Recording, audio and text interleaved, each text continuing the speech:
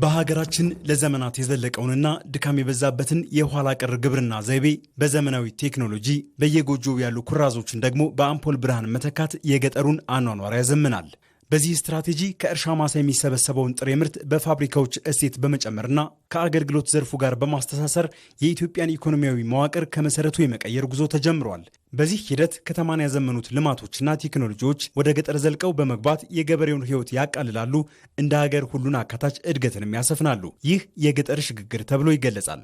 አብዛኛው የኢትዮጵያ ማህበረሰብ አሁንም ገጠር ውስጥ ስለሚኖር ገጠሩን መቀየር ያስፈልጋልና የተሻገረ ገጠር ከነበረ የኑሮ ዘዬ ከፍ ያለ ገጠር መፍጠር አለብን የሚል ትልም የነበረን። እኛ ሳምፕል ቤቶች እንሰራለን። የምንሰራቸው ቤቶች ቀደም ሲል እንዳያችሁት የአንዱ ቤተሰብ ቤት 3 ቤድሩም አለው። በቂ የሚባል ሳሎን ሊቪንግ ሩም አለው።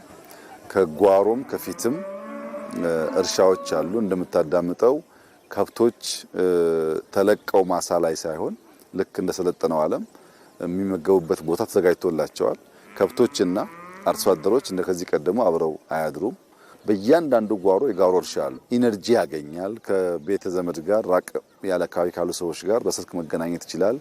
የዜና አውታር ለመከታተል በየቤቱ ቲቪ አላቸው።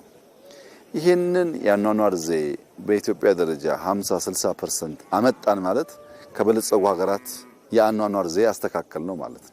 በቃ የሰለጠነው ዓለም ከዚህ የተለየ ምንም ነገር የለም። የገጠር ሽግግር እየጨመረ ለመጣው የግብርና ምርት በየአካባቢው ማከማቻ መጋዘን እንዲሁም እሴት የሚጨመርባቸው ፋብሪካዎች እንዲገነቡ ያደርጋል። በገጠሩ ሁሉንም አገልግሎቶች ያሟሉ ዘመናዊ የመኖሪያ ቤቶች እንዲሁም ዘመናዊ ግብርና ቴክኖሎጂዎችን አርሶ አደሩ እንዲያገኝ ያደርጋል። በኦሮሚያ ክልል በምስራቅ ሸዋ ዞን በሀሮሜ ፕሮጀክት እየተገነቡ ያሉ ዘመናዊ መንደሮችም የገጠር ሽግግርን ጅማሩ የሚያበስሩ ሆነው ይጠቀሳሉ።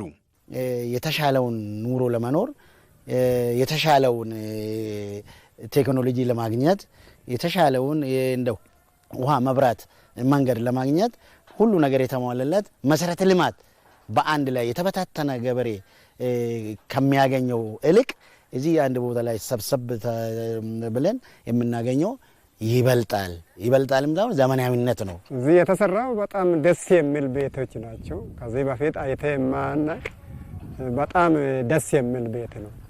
ሁሉም የተሟላ ነው አለው። እነዚህ መንደሮች ትምህርት ቤት፣ ጤና ጣቢያ፣ ውሃ፣ ኤሌክትሪክና የከተማ ግብርና መሰረተ ልማቶች የተሟላላቸው ናቸው። አርሶ አደሩ በኩታ ገጠም የሚያመርተው ትርፍ ምርትን እሴት የሚጨምሩ ፋብሪካዎችም እየተገነቡ ገጠሩን የምርት ብቻ ሳይሆን የኢንዱስትሪና የኢኮኖሚ ማዕከል የሚያደርጉ ናቸው። ከዱቄት ፋብሪካ ራሱ አሁን ለአርሶ አደሩ እዚህ ጋር እየተሰራለት ነው ማለት ነው።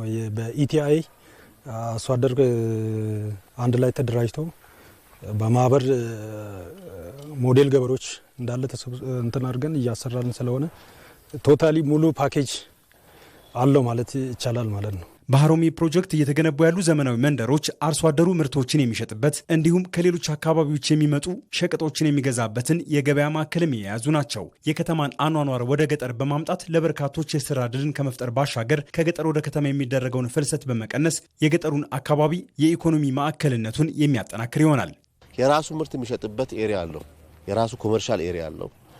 ከሌላ ከከተማ የሚመጣው ምርት የሚገዛበት ኤሪያ አለው።